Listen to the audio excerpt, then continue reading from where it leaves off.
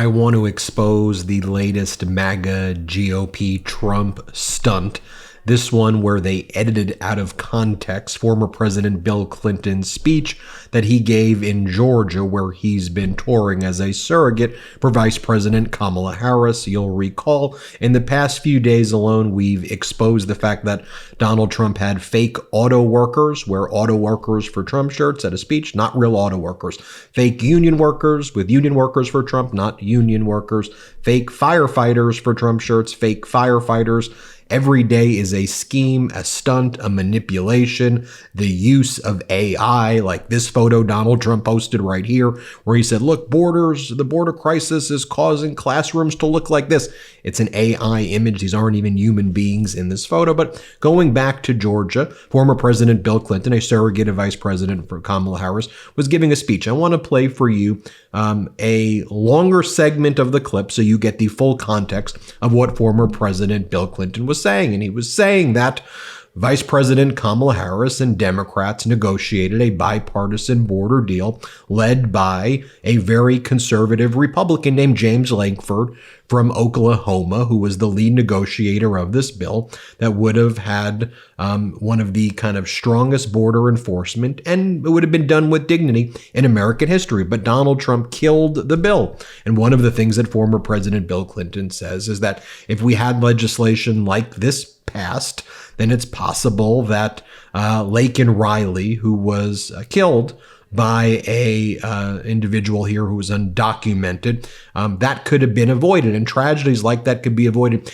if we address the problems as opposed to using the problems as political wedge issues to divide Americans. So here's an unedited version of what former President Bill Clinton said so you can see for yourself. Let's play it. And on the immigration thing, she's the only candidate who has actually endorsed a bill that would hold down immigration in any given year to a certain point, and then make sure we gave people a decent place to live. We didn't divide people from their children. And we did total vetting before people got in. Now, Trump killed the bill. The bill was being written by senior Republicans in the Senate, and he killed the bill. Why? You had a case in Georgia not very long ago, didn't you? They made an ad about a young woman who'd been killed by an immigrant. Yeah, well, if they'd all been properly vetted, that probably wouldn't have happened. But if they're all properly vetted, and that doesn't happen, and America is not having enough babies to keep our populations up, so we need immigrants that have been vetted to do work. Now, the Trump campaign and all of the GOP accounts, they just cut the clip so that it's completely out of context. And it has former President Bill Clinton basically just saying that if there was a stronger border, Laken Riley would still be alive today. Here's what the Trump War Room account says. Bill Clinton says Laken Riley's death probably wouldn't have happened if Kamala did her job at the border. Continues on to imply that we need illegal immigrants for cheap labor. And then the Georgia GOP account says, we agree with Bill Clinton. Laken Riley would be alive today if Kamala Harris had done her job. And again, it's a manipulated, edited clip. Here's the version of the clip that the Trump campaign put out. Play this clip. You had a case in Georgia not very long ago, didn't you? They made an ad about a young woman who'd been killed by an immigrant. Yeah, well, if they'd all been properly vetted, that probably wouldn't have happened. But if they're all properly vetted, and that doesn't happen, and America is not having enough babies to keep our populations up, so we need immigrants that have been vetted to do work, there wouldn't be a problem. And he couldn't keep people all torn up and upset. And look, I think it's important that we all have an honest and serious discussion. We should have a civics discussion as well about how things get done in our country, how legislation gets passed, how a president requires Congress to pass these bills and then it needs to be signed into law, and how Donald Trump killed a bipartisan border deal. So let's have a real conversation about what went down. So here is Donald Trump at a recent speech he gave in Harrisburg, Pennsylvania, where he brags that he killed the border security deal. Here he says he did it. Here, play this clip. But you give illegal taxpayer-funded lawyers, so they have millions of dollars in this agreement, in this deal, which we, by the way, killed. I think we killed it. I think it's dead. But you can never say it because bad bills always come back to life, because these guys make a lot of money with bad bills. But they give millions, tens of millions of dollars, it's down there, to lawyers to represent the illegal immigrants that come into our country. It's not even believable. Now, here's Donald Trump at a recent speech he gave in Las Vegas, Nevada, where he tells Americans to blame him for sabotaging the deal at the border so that he can campaign on the issue. He says, please blame me. Play the clip. And I'll fight it all the way. I notice a lot of the senators are trying to say respectfully they're blaming it on me. I said, that's okay. Please blame it on me. Please. Now let me show you some clips of the Republican senator from Oklahoma, James Lankford. And here James Lankford explains what went down. Here he is on Fox. And he's talking about what specifically happened and how the bipartisan border deal, which would have allowed more law enforcement on the border, more ways to stop fentanyl coming in, how that was stopped by Donald Trump. Play this clip. I know you're not trying to zing your colleagues, but it's your colleagues in your party, sir, who torpedoed this, who didn't get the facts right on what you just outlined was in that measure. They killed it. Ironically, not Democrats. Right. It was, and it was painful to be able to watch it. It got stirred up in all the presidential politics, and several of my colleagues started looking for ways. After President Trump said, don't fix anything during the presidential election, it's the single biggest issue during the election, don't resolve this, we'll resolve it next year.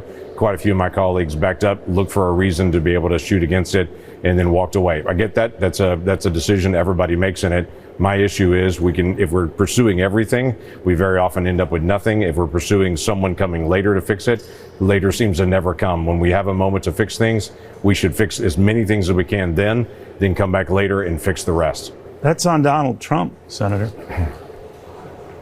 That again, he's got an office that he's running for. He's got a campaign that he's running. I'm already in office. I've got a responsibility to be able to carry on this. And here is the Republican conservative senator from Oklahoma, James Lankford, who led the bipartisan. You know what I'm saying? When I'm saying bipartisan, you know what I mean? Both parties were negotiating this in good faith to solve a problem. They were trying to reach a solution. Donald Trump said, whoa. Chaos at the border? I'm trying to run on that. Don't solve the problem. I want to run that there are problems. That's my whole election. Don't fix the thing. Stop it from, keep it going on. Keep the problems happening. And here, Republican Senator James Lankford talks about what went down. Play this clip. In fact, I had a popular commentator 4 weeks ago that I talked to that told me flat out, before they knew any of the contents of the bill, nothing was out at that point, that told me flat out, if you try to move a bill that solves the border crisis during this presidential year, I will do whatever I can to destroy you. If you want other perspectives about who killed the bipartisan border deal, here's Mitch McConnell. Play it. Know the answer. I think the demonization of Ukraine began by Tucker Carlson, who, in my opinion, ended up where he should have been all along, which is interviewing Vladimir Putin. And so he had an enormous audience, which convinced a lot of rank and file Republicans that maybe this was a mistake. I think the former president had sort of mixed views on it. We all felt that border was a complete disaster, myself included. And Chad, you remember covering the phases we went through. First, there was an effort to make law, which requires you to deal with Democrats. And then a number of our members thought it wasn't good enough. And then our nominee for president didn't seem to want us to do anything at all. That took months to work our way through it. So if you want another perspective, here's the Republican Senator Mitt Romney talking about Donald Trump sabotaging the immigration deal. Play the clip. Oh, I think the border is a very important issue for Donald Trump, and the fact that he would communicate to Republican senators and congresspeople that he doesn't want us to solve the border problem because he wants to blame Biden for it is really appalling. But the reality is that we have a crisis at the border. The American people are suffering as a result of what's happening at the border, and someone running for president ought to try and get the problem solved, as opposed to saying, "Hey, save that problem. Don't solve it. Let me take credit for solving it later." You want more perspective right here? Here's GOP Senator Kevin Cramer, who's saying, look, if you're a voter in a swing state and border is your number one priority, you have every right to look at Republicans and say, we were the ones who stopped it from happening. Play this clip. Here's what I worry about. If we don't try to do something when we have the moment to do something, all of those swing voters in swing states for whom the border is the number one priority have every right to look at us and go, you blew your opportunity. We were ready to give you a shot and you blew it. I don't see that as coming back as a reward to us. If we don't try, then shame on us.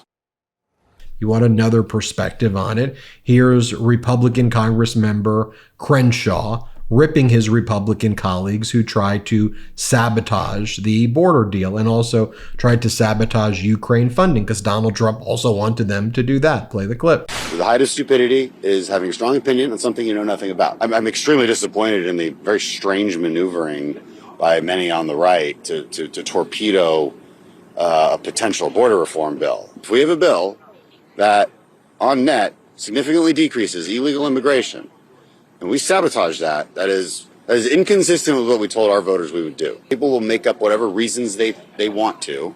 There's a number of them, I'm sure. But it would be a pretty unacceptable dereliction of your duty. You want additional perspective? Here's Lindsey Graham on the House floor saying, talking about Donald Trump killing the bipartisan border deal. Let's play the clip. And I regret that. So everybody who comes on this floor and says our border's broken, we should do something about it, you're absolutely right. And unfortunately, we didn't get there. President Trump opposed a Senate bill. We couldn't find a better way forward that would get 60 votes. I hate that, but now we have to deal with what's left for us to take care of in the world. And here is Newt Gingrich on Fox. And Newt Gingrich is saying, why would we do this border deal? It's dumb. We have a winning hand, and saying, please, can I just lay these down and lose the game anyway? Because for Republicans, the border problem is a winning hand, and the border solution is a losing hand. They want the problem, not the solution. They want the problems to take place. Here, play this clip. Donald Trump did endorse you. He did. But regardless of that, why do you think he's going after you and this border bill, considering this is the most, and I've been in this town for a lot longer than you have, this is the most conservative immigration compromise that I've ever seen come to this level. Previous efforts under Bush and under Obama were far more permissive, far more liberal than this. Why do you think Trump's going after you? Yeah, I don't know, obviously, other than he has a different job than I have right now. His job right now is running for president, and so he's trying to be able to manage that. And obviously a chaotic border is helpful to him in the process on that. Recently, Governor Walz went on Fox, and Governor Walz explained to Fox how Trump failed on the border and killed the bipartisan security bill. Play this clip. Well, simply, we have a policy. Donald Trump sees it as a political. Look, James Langford in Oklahoma, the Border Patrol agents, the Wall Street Journal, the Chamber of Commerce, all said pass this legislation. You have to have Congress to authorize 1,500 new border agents. You have to have Congress to authorize DOJ to speed adjudications on these asylum claims. Those are things that would actually work. Donald Trump told us for 4 years he would deal with this. He didn't. He didn't build his wall, 2%. Mexico didn't pay for it. This is a real bill that has bipartisan support. It has the experts on board, and it starts to tackle these issues. And we don't have to resort to demonizing people. We don't have to resort to making up or crafting stories, as Senator Vance said he did. Those things were not happening in Springfield, but it doesn't mean that we can't pass a piece of legislation to strengthen our border. That's what Kamala Harris is talking about. And finally, here's what I want to talk about. I think voters understand that Donald Trump and the Republicans killed the border deal. I just think it's important that we give you all the data points to see it for yourself as well. That's why I showed you a variety of Republican senators and Congress members who are saying that. And then you can see how Fox is messaging it, that they view a winning hand as problems at the border. They think that's a winning hand for them. A winning hand? So here on CNN, when Tom Suozzi, the Democratic Congress member from New York's 3rd Congressional District, he was running, that was George Santos's seat, and Suozzi won that election, won the special election. He ran on the border. One of the things he ran on as a Democrat was, we tried to do the solve. We tried to do the solution, and Trump killed the bill. And that was effective for Suozzi in doing it. Play the clip. I heard from voters that they were these are obviously very well-informed voters, right, but they were at the polling station, they were voting early, and several of them said to me that they don't want to vote for the Republican because it's clearly impossible to get a solution on the issue of immigration. They said the border problem, the immigration issue, the migrant issue in their district was the top issue for them. And that the fact that Republicans killed that bipartisan deal put them over the edge to vote for Tom Suozzi, and immigration was their top issue. So I think that there's something. So I think it's important that you see that everything with these MAGAs is a gimmick. Their whole strategy today, go after Clinton by chopping off a piece of what he was saying and taking out the full context of what he said. It's really important that you see the full context. It's important that you see the facts for yourself, and then not just see that, but see what other Republican senators say. You know, this whole idea, I mean, don't get me wrong, politics was always a dirty business. And people in elections and the types of, dirty games that take place in elections, that's not new per se, right? But the difference is to see politicians, in this case, the Republicans, MAGAs, I didn't say all Republicans, the MAGAs that have taken it over, actually try to sabotage legislation, hurt our national security, hurt our economy, hurt our country, cause the problems so that then they can blame it on someone. That's new in America. I'll tell you where it's not new. It's not new in Iraq. It's not new in Iran. It's not new in North Korea. Authoritarian states always rely on this kind of victimhood theory where they cause the problems, make their people suffer, and then blame the suffering on outsiders. That we haven't seen that in America before, the way it's being implemented now by MAGA. It resembles exactly the dictator's playbook. But you can see for yourself. Let me leave you with this. This was also what Bill Clinton said when he was campaigning in Columbus, Georgia. And you'll see he didn't change. Damn, this is pretty good right here. Play the clip.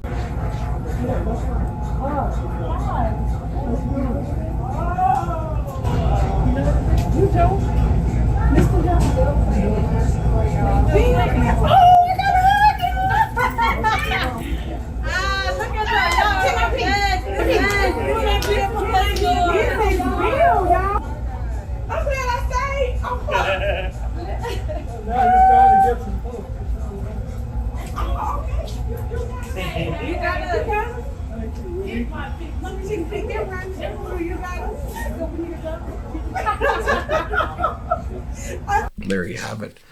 You have the full context there. We're going to keep going one by one, expose this stuff for you. Hit subscribe. Let's get to 4 million subscribers together. Thanks for watching. Love this video? Make sure you stay up to date on the latest breaking news and all things Meidas by signing up to the MeidasTouch newsletter at MeidasTouch.com/newsletter.